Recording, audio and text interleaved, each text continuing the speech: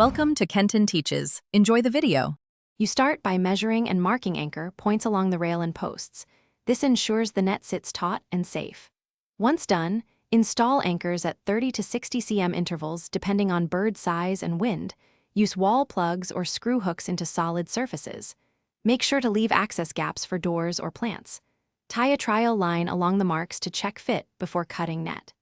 This step prevents rework by confirming alignment and tension early. You now attach the net, starting at the top to set the seam and prevent sagging. This gives gravity a predictable anchor. Once the top is secure, work around the sides, fastening every 30 to 60 cm to distribute load. Trim overlaps but leave spare for knots. Then tension the bottom. Run a rope through the low edge and pull evenly to remove slack.